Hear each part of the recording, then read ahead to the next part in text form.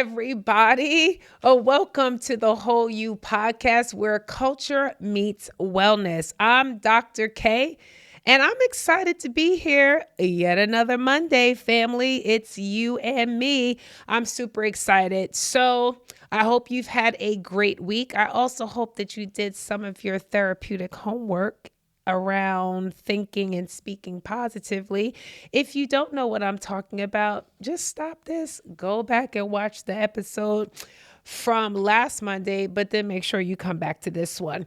But I'm excited, family, about what we're going to be talking about today. So remember, I told you last week that this season 3, we're going to be doing multiple culture codes. So the topic for this week's culture codes is Ladies' Night, Poor Men.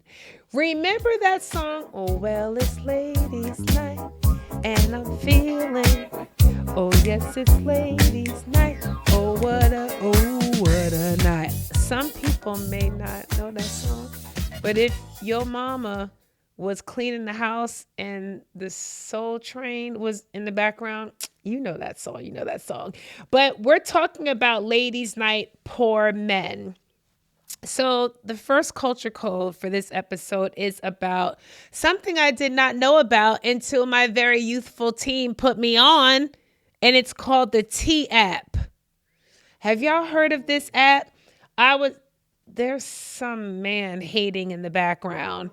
The T app, my understanding, exposes men who have been problematic or trash, if you will, in previous relationships. Y'all, they are putting these men's picture, their government name on an app. And so people can like swipe or scroll and be like, girl, you don't want to talk to him. I'm just like, first of all, where was this app when I was single? That's the first thing. Because so many people would have been on this app, and it would have possibly like prevented some of my heartache, my friend's heartache, my line sister's heart. I mean, this is a wonderful tool, I think. Now, my only challenge with this whole scenario that I was thinking about is what if what the people are saying isn't true? Like, what if it's like 3 women and they're just upset because Sean didn't want like to be with them anymore. And so I'm just saying it is a possibility. But what if 3 women are like, I really wanted Sean and Sean didn't want me, so I'm going to put him on the T app. Then they shouldn't have quite a bit to say about him. It should reflect in what they're saying that Sean is or That's true. Now, what about liars? Now they do be like, but you got to have evidence. Like these women. Oh, I didn't know that. They have like screenshots. Oh, they have exhibits. Okay, that's powerful. So, fam, you need to get this app to prevent heartache. And now this is a T app that exposes men. Is there a T app that exposes women? Yes. Do you? Okay, I want to make sure that this is going both ways. I love us women, but we can be more spicy than men. It's called T on Her. T on Her. Okay. All right. So I don't feel like I have a need to be on this app. I'm trying to think. And this is for all single people. They need a marriage T. Well, people's husbands on there. That's the problem. Are you see? I need to go. I bet not. Chris better not be on there. Child, I wish he was here right now because I'm trying to think of what a strictly marriage one could be. Matrimony. This isn't fun. y'all, I think that this is dope. Let me know what you think. Are you on the T app? Do you know somebody who has been highlighted on the T app? Do you know somebody whose information they found out about someone they were dating on the like? Give me the tea on what you know about the T app. But I think it's a good thing because you shouldn't be out here slipping and dipping, wilding, and I can't think of a rhyme word for wilding. What's a word that rhymes with wilding? Styling. I thought about that, but that doesn't match. You know, I like to rhyme. What's an wilding and prowling? For anybody that is wilding and prowling, you sharking and what's a rhyme?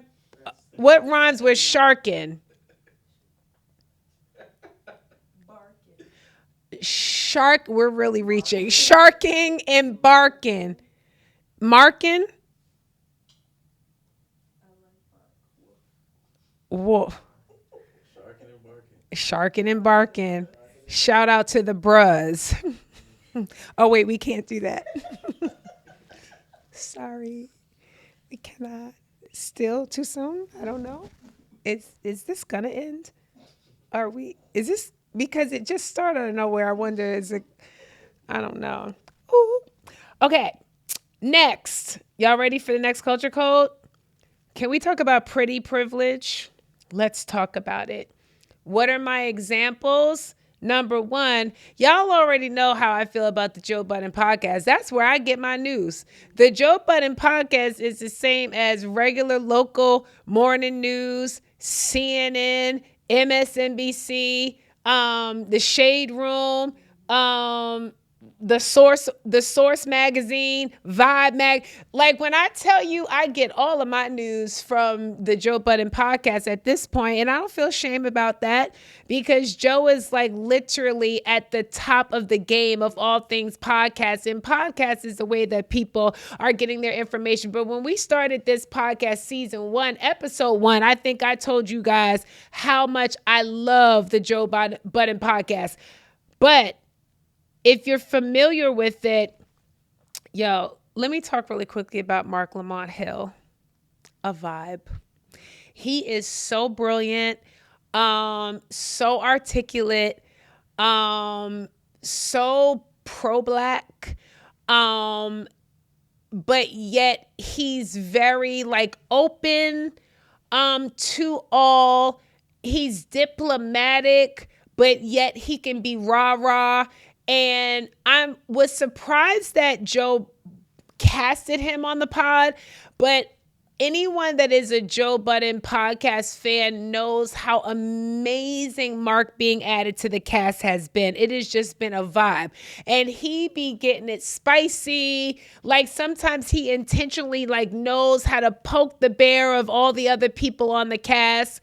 And him and my good sis, Melissa Ford, got into it, and he did not back down on making her see that she was maneuvering in a way that some could say is a little manipulative, and that she was doing it because sometimes women who are attractive outwardly, according to culture, they think that they can kind of like do something and hide their hand, if they will. Or they hide behind their pretty privilege to the point where they don't want anyone to confront them. They'll act like people are attacking them when in actuality they have like sparked something themselves. And so I think that pretty privilege in some ways can be a thing. I just think that we need to be mindful of how we're maneuvering out here, because the reality is that unlike back in the day, the brothers aren't having it anymore. They're like, we don't care how cute you look. If we're gonna call you on the carpet if you're trying to be tricky in these streets. And you know what is another very recent culture code that happened in regarding Pretty Privilege is, I don't know if y'all saw the clip that was going around of Lala Anthony. Shout out to Lala Anthony because we grew up with Lala and like Mello. Shout out to Carmelo Anthony, right? What was the show that Lala was the video, like the VJ for? Oh my goodness. Yeah, look it up. I cannot think of it. But we grew up with Lala, so we absolutely love her. She's beautiful. But y'all, if you haven't already, you have to see this clip. If you just literally hashtag Lala on Instagram, it will come up. And she was talking to this guy named Speedy, right? Is his name Speedy? Yes. And so in the interview, she was talking about what was the dynamic that she missed the interview and she was trying to contact Yeah, she missed an interview that she was supposed to have with him. And so she was trying to contact him personally so that she could like let him know, apologize, whatever the case may be. So, y'all, something happened where she wasn't able to get his phone number and she was shocked. Like, you have to watch the shock and awe in her face. I can't have your number. And I promise you, it was like laced in Pretty Privilege. Like she was sitting there like, do you know who, like I'm Lala Anthony. But let me tell you what was greater than what Lala was doing. Speedy's response. His verbal response, which actually was no response initially, but y'all have to see his facial expression. He sat there while she was talking like, I'm gonna wait till you actually ask me a question. Is there something else that we're gonna be? And I was like, shots fired. And so things are not the way that they used to be back in the day. And I love that men are speaking up and they're like, we don't care how cute you are. You need to watch what you say. You need to watch how you say it. And we are not going to allow you to hide behind the fact that you're so cute. So we're in trouble, ladies. Like, I don't know. What are your thoughts? Because like the playing field is getting real equal out here. And I don't know what we're going to do to keep ourselves in that no, you can't do us like that. Kyron, do you treat women different based on how they look? Like just period. No. So you're not more gentle the more beautiful you think they are? No. What a It just limits their ability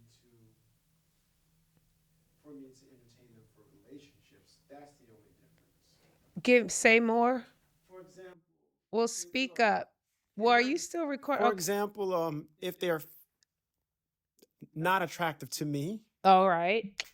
then their difference in treatment is whether I would entertain their if they so choose to attempt to flirt or not.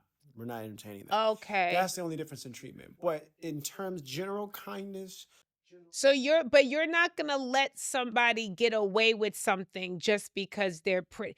Like they can't talk to you any kind of way. That's not at all.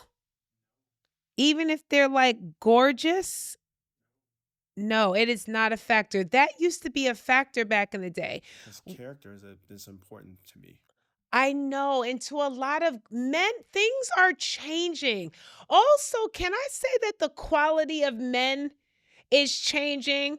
Can I also say that I feel like the men may be passing us as women regarding quality, character? Like we need to keep it together. But Brandon, I want to know your opinion. Are you like careful of how you push back on a woman based on what she looks like, or you don't care? Yeah, I'm not gonna lie, I don't care. I mean, I'm a definitely, I'm nice to everybody. Like everybody's on the same even playing field. But Yeah. if you're prettier than the next woman, I mean, you're not gonna get away with it. I just don't care. Like I love that. I Things are still just see new. through it. Like No, I you just appreciate you saying that. And also, I do want to say this: beauty is in the eye of the beholder.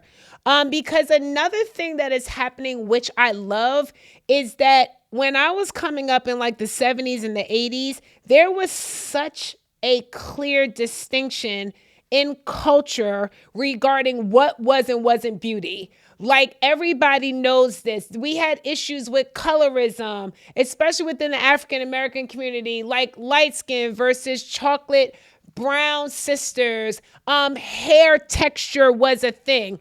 Weight was a thing. It like there were so many things where it was a lot of pressure on women. This construct about beauty, I don't think that's a thing anymore. I feel like beauty as it should be is so varied now. Like it doesn't matter what size you are. It doesn't matter what your complex. Back in the day, it was like light is right. Like that was a thing. It's unfortunate, but that was a thing. Now, that is so not the case. You see more beautiful chocolate sisters that are doing amazing things. And they literally, I'm talking about gorgeous, gorgeous women. You're seeing gorgeous women that are plus size and they are out here. I'm seeing more plus size women on the landscape than I'm seeing women that might be considered thin, size 2, 4, 6. Like the average general size of the population, which is like between like 10, size 10 to 16, is what I'm seeing everywhere. And I love that for us, especially me, because I'm chocolate and I am not a size 2. I know you're shocked, but I'm not. And so I love that the playing field is leveling out. One, because I do not think that we should be manipulating one another, doing something and hiding our hand. And so I want to say big ups to Mark Lamont Hill. Keep pushing back. And the same thing with Speedy you gave me, because you, and I mean, if I was Lala, I wouldn't even put that out.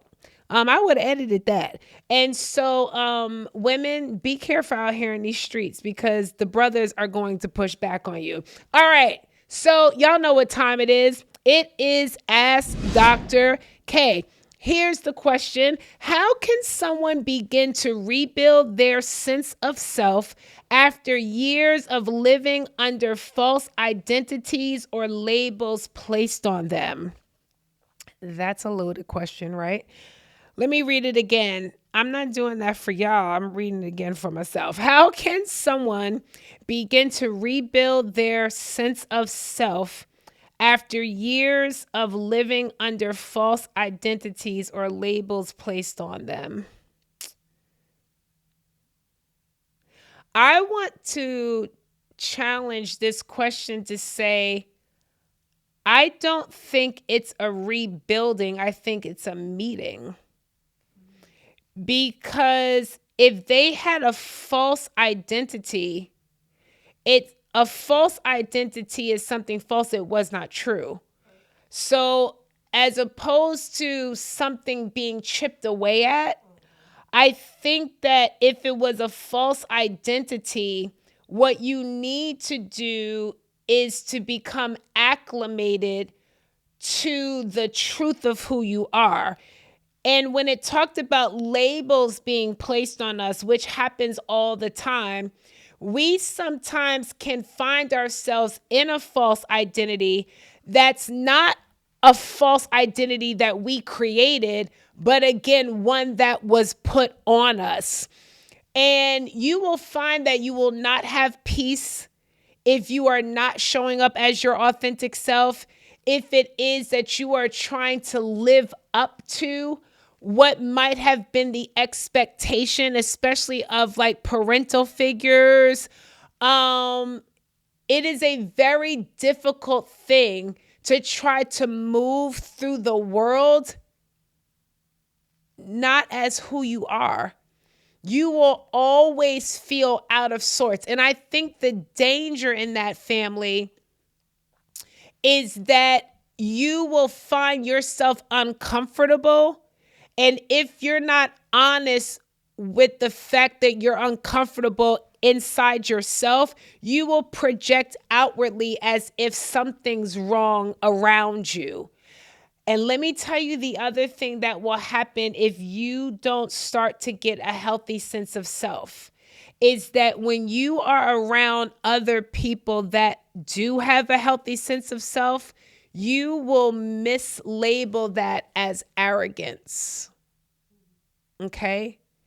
And so with everything in you, I need you to put down every single thing that does not line up with who you believe, I'm going to say, God has created you to be, not what you want to create yourself to be, but who you think God has created you to be.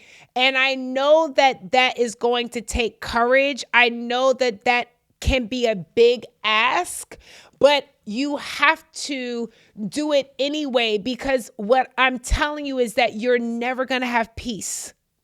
You're never truly going to have joy. That it opens up the door for a large word, and that word is torment.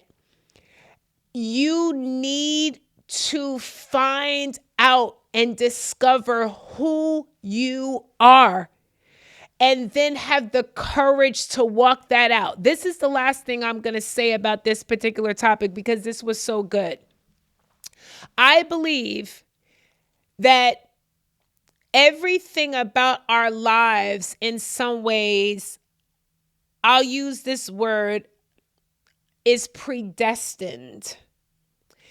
And because I believe that, that means that there are things that God has already prepared for you. Watch this. They're prepared for you, not a false you. So could it be that some of the things that you're praying for, that you're believing for, that you might have been working for in some ways, and you're wondering, like, why are these things not coming to pass? Could it be that those things are literally waiting for you at an address called you, and that God has set those things in place for you, your DNA, your fingerprint? And right now, the person that you have put on, they are not qualified. They are not approved to access your stuff. What I love is that I believe that God will hold it, that he won't necessarily allow somebody else to be able to pick it up. But sometimes if there are lives on the other side, it will get to the point where he might have to put somebody else in that role. So while it is, if this is resonating with your spirit right now, I feel like for somebody, this is going to be confirmation. I want you to do whatever you have to do to put down any kind of identity that you know is not who you are, so that you can meet who you are, become comfortable with who you are, and then you can claim all of your stuff. And then there's a host of people that are waiting to literally receive your stuff through you, which is an answer to what they need to know who they are. There are people who them becoming could be being held up because you've been someone that you're not. And so I want to encourage you that if it doesn't fit, stop wearing it. It doesn't matter who put it on you. If you know that it might have fit for them, but it doesn't fit for you, I want you to have the courage to wear something different, even if at first it seems like you're the only one wearing it, okay? no one can beat you being you. It's also exhausting trying to be someone or wear something that does not fit. It's not you. And so I want to tell you that there's peace, there's joy, there is provision, there is connection, there is community, and it's all a sign to the real you. And so it's like, allow me to reintroduce myself. This week, that's our homework assignment. That when we look at being a whole you, it's you. It's not a whole somebody else. I want you to do the work to start to think about, what is it that you've been carrying, that you've been thinking, how you've been showing up, how you dress, how you wear your hair.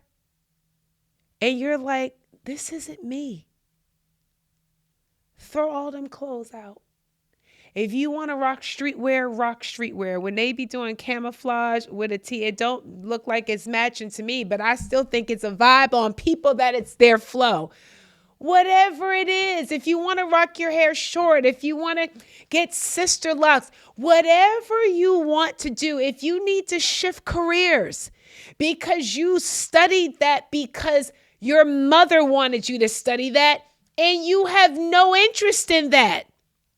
And what you want to do, what you believe your purpose to do, your family was scared about whether or not you would be able to make a living doing that. If it is that it is your mantle to do it, your mantle will come with money.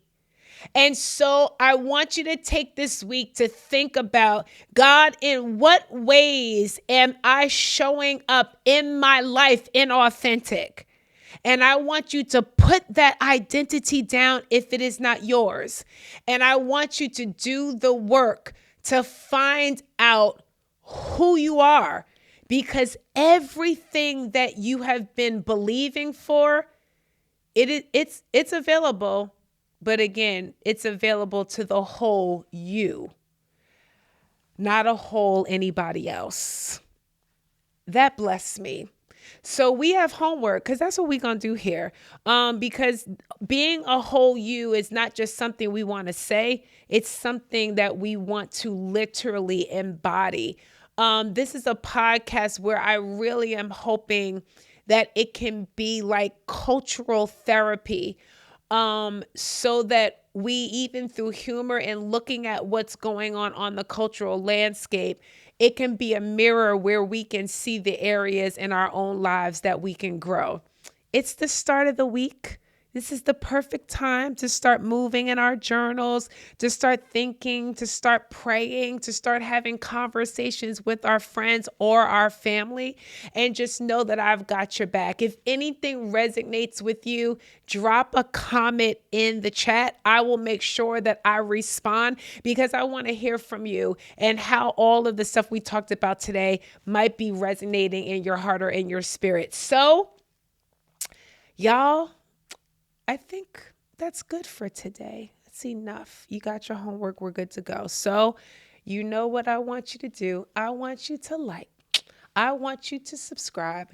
I want you to share this, right? I want you to tell everybody about us hanging out at the Whole You Podcast every single Monday. And then we're going to put an email address right on the screen. If you have any questions that you want to do as Q&A with Dr. K, I want you to send those questions to us via email. And I promise you, we will make sure that we get to them on the pod. And so have an amazing week. And then next Monday, when I see you, I hope that you are more you than the you that's watching right now. See you next week.